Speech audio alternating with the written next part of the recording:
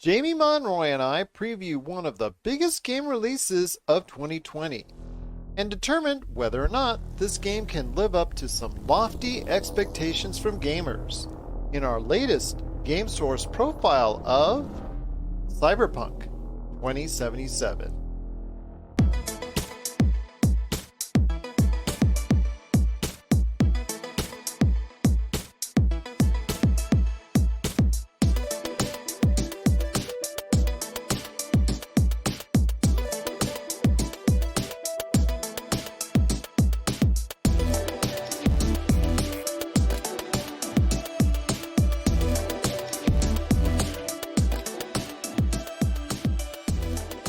Alright, we're back for another Game Source profile. It's Gerald Glassford coming right back at you here from Game Source, Pop Culture Cosmos, Inside Sports Fantasy Football, and the Lakers Fast Break. We truly appreciate everyone out there listening to all of our great shows, and if you can, give our channels a 5-star review on Apple Podcasts. Plus, if you can like, share, subscribe, follow, or do whatever you can to support us here at Game Source, Pop Culture Cosmos, Inside Sports Fantasy Football, and Lakers Fast Break. We truly appreciate it. I'll tell you what, it's coming out this week. It's the biggest release of the year? We think so. At least one of them anyways, as Cyberpunk 2077 drops this week. The open world phenomenon, as people are calling it. It's filled with a lot of things, a lot of action, a lot of intrigue, possibly even more things from what I'm seeing in the reviews. And here today to talk about everything going on with it as we profile the latest hit game to come out is my good friend indeed. You got to catch him on Twitch as Degenerate 2018. No, not Degenerate Citrus. Squeeze that orange somewhere else. But it is Mr. Jamie Monroy, one of the long-founding members of Game Source himself. My friend, it's good to have you back on the program. Always great to have you part of the Pop Culture Cosmos as well. I'm glad to finally be back. You know, you said about that citrus thing. I think we're going to need to, squeeze that. Probably just squash that right out of there. I will tell you this, my friend. This Game Source profile, we're going to break down the hottest game of the year, we think, anyways. Cyberpunk 2077. It is coming out this week to video game consoles everywhere. It is highly anticipated. It's from CD Projekt Red, whose resume pretty much starts and begins, even though they did stuff beforehand, mainly dealing with The Witcher. But it starts and stops with The Witcher 3, and that game that has exploded at the time, and has since then has had the long-lasting appreciation, would be the best way to say it, because you have so many people that have admired what The Witcher 3 was all about, and the great adventure and the added on campaigns and quests that were added on to it, just the sheer amount of love for it. I want to hear your thoughts on your time that you spent with The Witcher 3 and what similarities you're looking forward to when it comes to Cyberpunk 2077. Similarities. I'm not hoping for any similarities, to be totally honest. Well, I mean, as far as the adventurous aspect of it, I mean, the exploration, because those were some of the great qualities. Yeah, absolutely. I see you on that aspect of it, but I honestly, I want it to be its own identity. I always have. What was this back? Oh gosh, Gerald. I'm probably gonna date us both. But no, I'm just kidding. What are we looking back at? 2013? Am I off on that?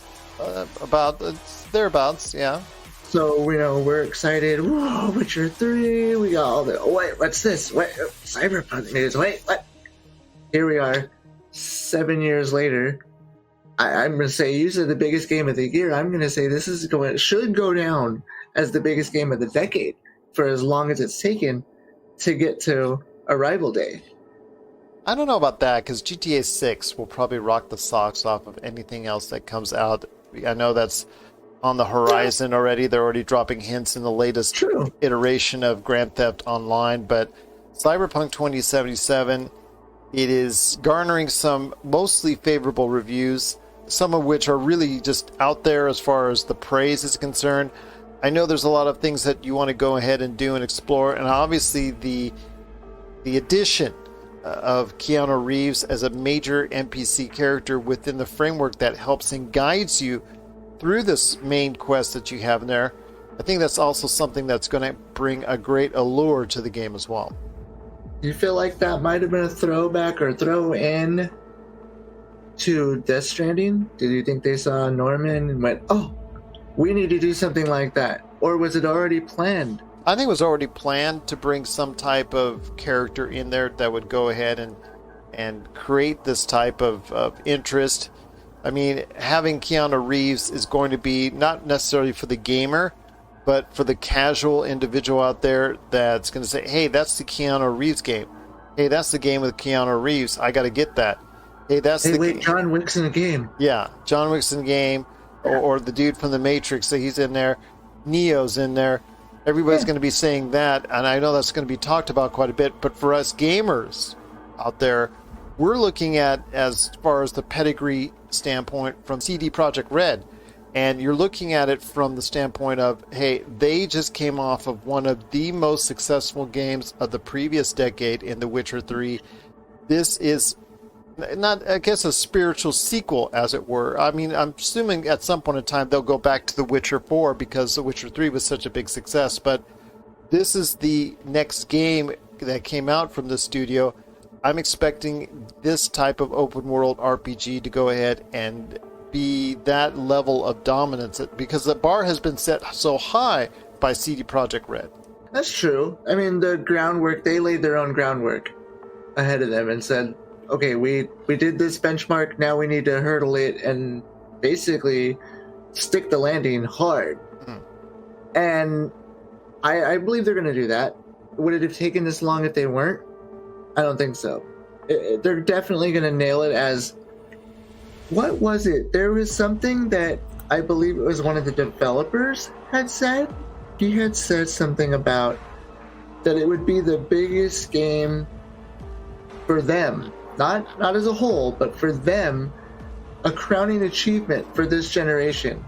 Well, that's until the next game comes out. And then it's going to be harder for them to go ahead and say that, because whatever Witcher 4 or Cyberpunk 2078 or whatever they're going to be doing in the near future or even in the distant future, because they're obviously going to support this very heavily over the next 2-3 years, but whatever they decide to do as far as a game going forward, that's going to be something that's going to be the crowning achievement then, and then another crowning achievement. So I don't like to see them mince words like that, because again, right now for them, this is their largest project ever, but I see down the line where there's going to be more people interested in what Cyberpunk 2077 has to offer down the road.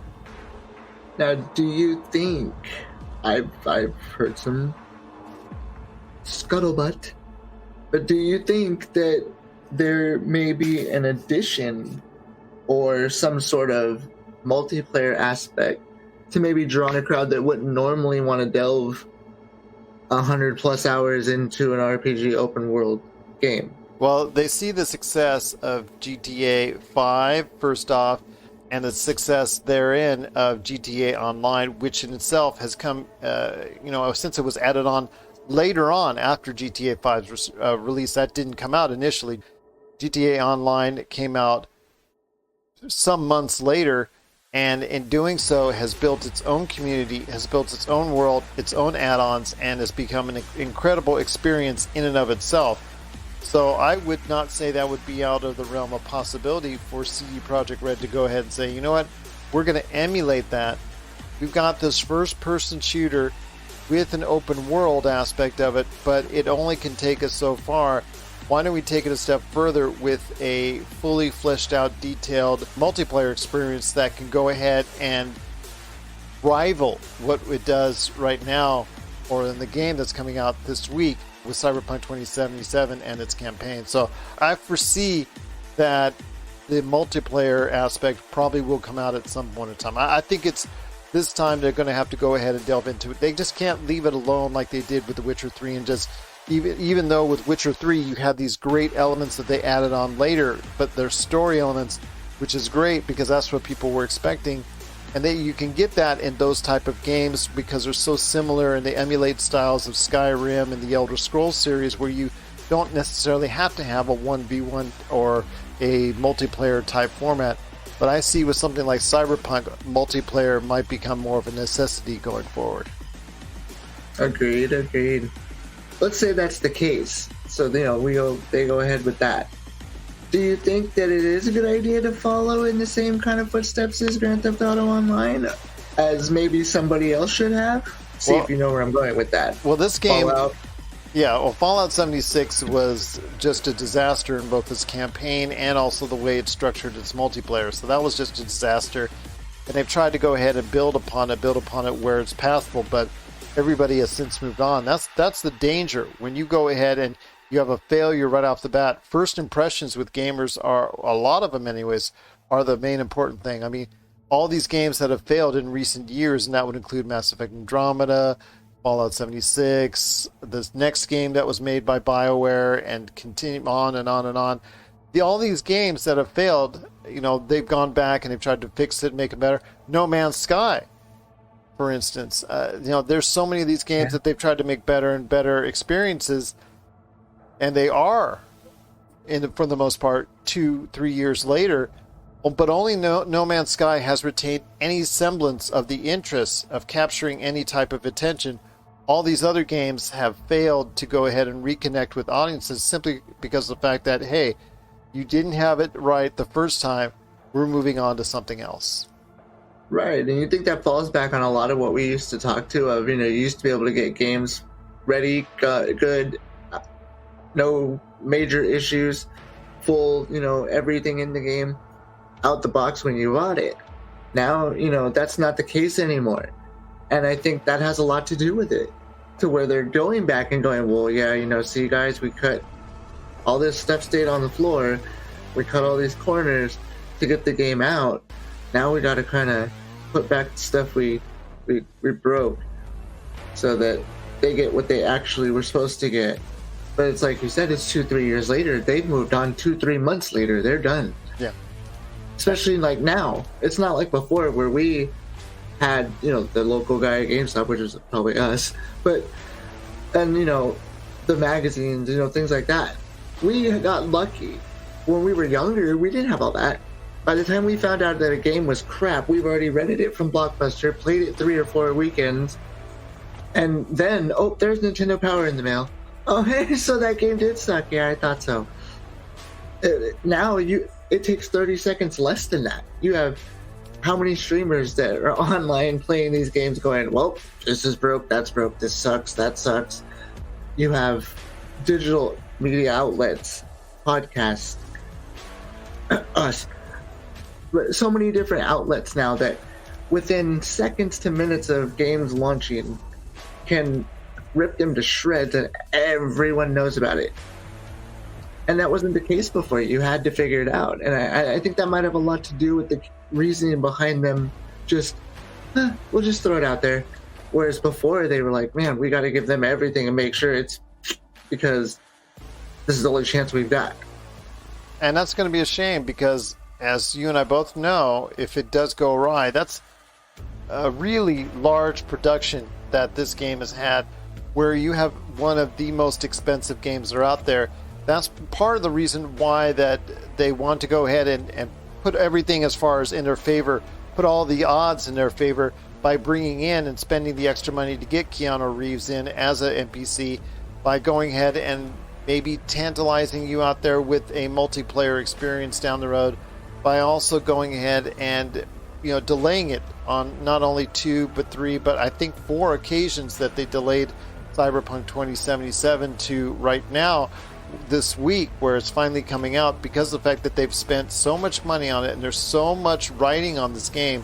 I mean, if this game does not hit the parameters that they need to hit, if it does not become that transcendent game that's going to be played for years, like Witcher 3, like GTA 5, then you really got a problem on your hands, because of the fact that there's not going to be enough people that are tuning in to play, tuning in to watch, and wanting to become a part of the Cyberpunk 2077 experience.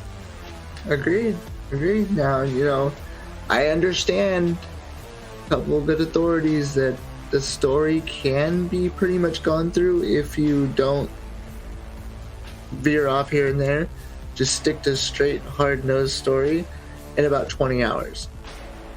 when realistically we were told hundreds plus of hours of play, which is now there is one of the devs that have played for like 170 some hours in the story and still hasn't beaten it. But the numbers, 20 hours if I just want to run straight through story and don't mess around. So am I really getting 130 more hours between side quests and just roaming around the city? Well, let's go ahead and mirror it to something that they want to go ahead and try and emulate is from a success standpoint, and that is Grand Theft Auto 5. I mean, Grand Theft Auto 5, its main mission is what, 20 to 40 hours itself, rated around there? Roughly. Yeah, roughly. So you have that, but then you also have the tons of things that you do within the confines of the campaign itself, whether it's stuff that you want to do to show off to people on streaming that you're still doing to this day, all the crazy things that you're doing and scenarios you're setting up, whether it's mods that have been added in there that you want to go ahead and utilize because that's something that's very popular among streamers that are out there. I mean, that built a life on its own, not including anything from GTA Online. That's created hours upon hours as far as just daily activities within the confines of GTA 5. So that's the biggest win scenario for Cyberpunk 2077 if it should reach that height, is that, okay, I finished the main mission, but there's so much more to do, so much more havoc I can create, so much more interest I can generate for my online fans out there or for just myself and my own amusement. That's the thing. The world around it is the key. Everything that you do within the city itself is the key to success, whether it's on the campaign strictly or not. Couldn't agree with you more. And that's supposed to be the meat and potatoes of everything is, you know, you could do, there's certain choices you make, things you do, all affects different outcomes. You'll never get the same outcome, supposedly. You never get the same outcome as you and I could be playing from day one to start same exact time and may not get the same exact story go through at all. Yeah. And then there's a chance that, you know, how many different multiple endings are there? Who knows yet? Nobody. We don't know. Yeah. Fully, we have no idea.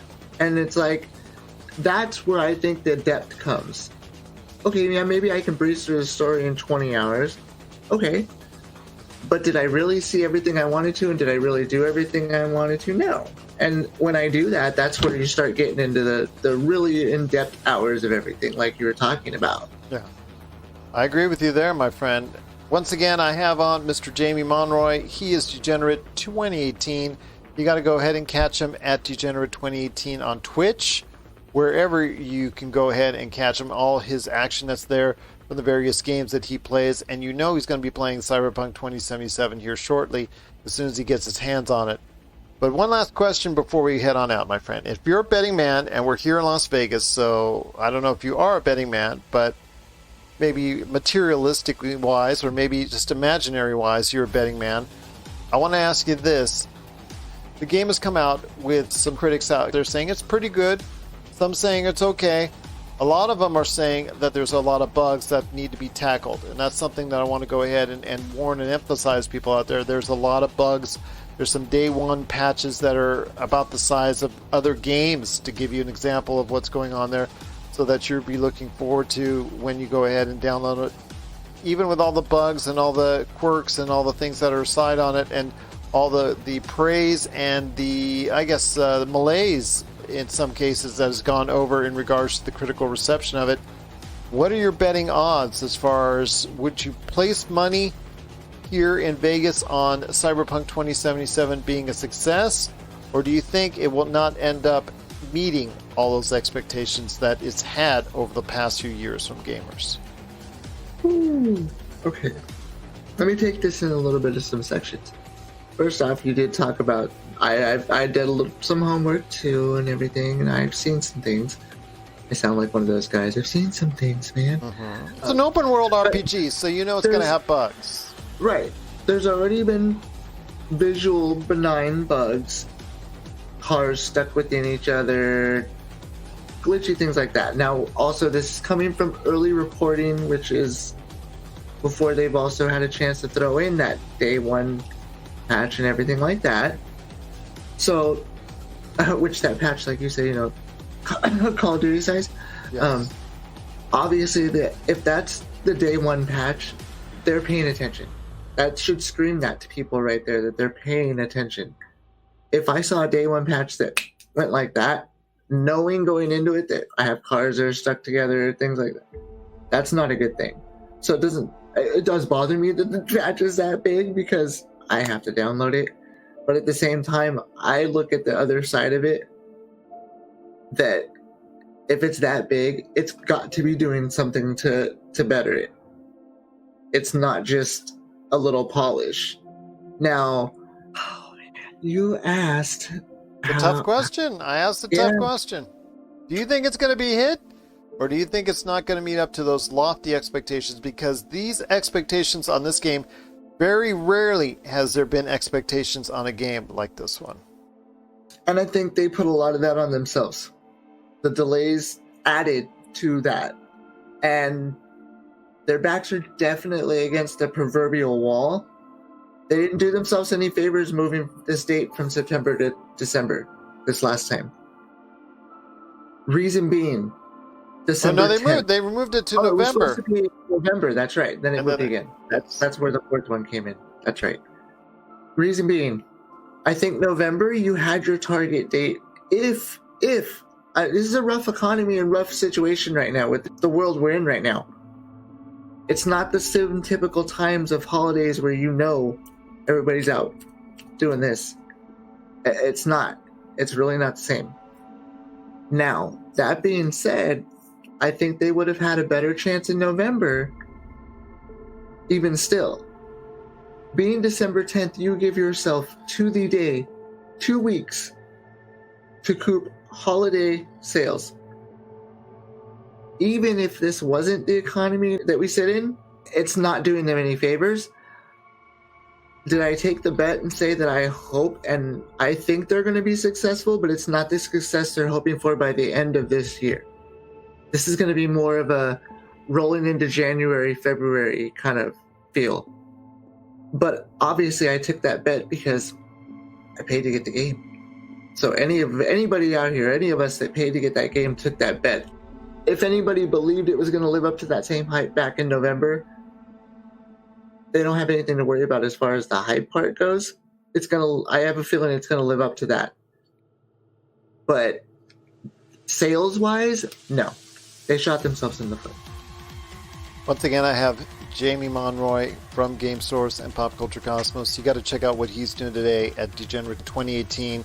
But before we head on out, my friend, you've got a Twitch channel. You got to go ahead and tell everybody why they got to go ahead and watch you on Twitch and whatever else you're doing on social media as well. Wow. Why do you watch me on Twitch? Because you want a good laugh. To watch me fail, that's why I do it. If I was really good at games, I wouldn't be on Twitch playing them. I'd be somewhere else getting a big fat paycheck and not having to worry about the red tape of Twitch to play, having me do it. So I'm definitely not on there because I'm a world champ at anything. If anything, I'm just a world champ of having fun. And that's what it's all about. I just build small community of people. I want to make it large. If it doesn't, it does. If it does, great. We all just kind of help each other. Small streamers. I've taken on much of the Papa role like Gerald did back when he brought me into Game Source and said, "Young Padawan, this is the way." And much like that, I took it on Mando stance. And so I take some of these younger kids that don't understand other than the flash and hype they see on their Twitch screens and kind of bring them down to reality and help them out with like, hey, don't get caught up in that, the hype, everything else. Run your channel clean, do these, play the, don't follow the norm. A lot of things with that out there is they want to all follow those big numbers, Oh, but they have 100,000 followers and they're streaming, the latest game out there. Well, that's exactly why you're not going to get those numbers. It's because you're going to stream the same game they are, and they already have those numbers. Stream something different. Be original. That's all I can say. Be yourself. Do what you want. Play what you want. Don't let anybody dictate what you do, because if everybody doesn't like what they don't see, they're going to go watch something else anyway. And a lot of times people like what they see. And I hope they like what I do. And lately, I think you just saw, I did a test for Luna, Pretty sure everybody out there is familiar with what that is and where that's going right now. Yeah, tested that out to see how that was going to play nicely with Twitch. It plays very well. It should. They're one and the same practically. But it played very well. I did a little Contra. I checked out some Castlevania. You know me, I love the classics. Very smooth, no latency. So I'm probably going to be streaming some stuff from there. When I get a minute, I'm obviously going to get stuck into Cyberpunk for a little bit.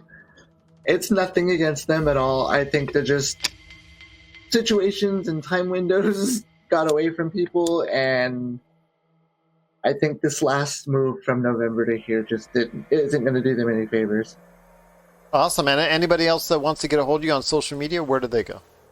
Actually, there is Twitch Degenerate 2018 on Facebook. It does exist. I am hopefully going to be talking to Gerald and see about streaming over there. You're always welcome. It's hiding the fact that I was trying to mask the fact that this man over here gave me the avenue to voice my opinion years ago, and so everybody could turn around and go, why in the hell did this guy let this kid talk so much? And then everybody figured out, oh, so he has someone else to yell at Nick with. Got it. So I can't stay away. It's in my blood. He put it there, and it will forever stay there. And much like the Mandalorian says, this is the way. This is the way. And so, as much as possible and a lot more than lately, I am back here for Game Source and will be rising the phoenix from the ashes. Sounds good to me, my friend. Once again, that's Degenerate 2018. You can catch him today on Twitch and also Facebook.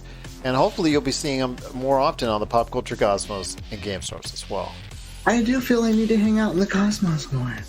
I'll tell you what, my friend, I'm looking forward to it, as I know you are, for Cyberpunk 2077.